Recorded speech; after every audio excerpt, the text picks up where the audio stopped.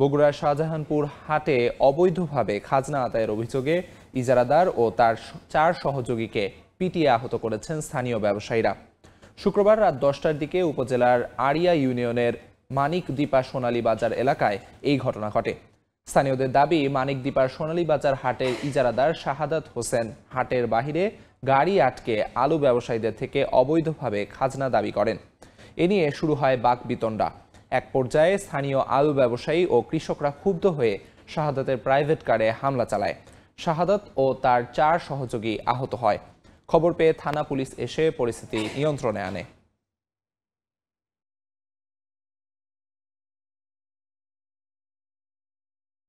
ওই আসাবার লেবার আছে সাদা আলুর সাদা খায় না, 20 টাকা বস্তা না 15 টাকা বস্তা আছে, এর উপর ক্ষোভ। তো আর ভেতর যে বাছও কাটছে, সেই বাসের পর্যন্ত টাকা পর্যন্ত লাগার জন্য আসছে এরা গ্রামের মধ্যে ঢুকে।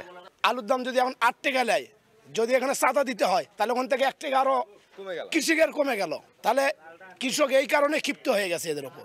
আমি টেলিফোনে জানতে পারি যে আড়িয়া ইউনিয়নের মানিকদ্বীপা বাজারে 3 জন লোককে আটক করে মারধর করতেছে। শুধু এই সংবাদের প্রেক্ষিতে তড়িৎ সেখানে যাই এবং 3 জনকে আহত অবস্থায় উদ্ধার করি এবং শহীদ জিয়াউর রহমান মেডিকেল কলেজে অ্যাডমিট করি। ইজারের বিষয়টি আমি কোনো কিছু জানি না, এই বিষয়টা ইউনো মহোদয় পরিষ্কার করবেন।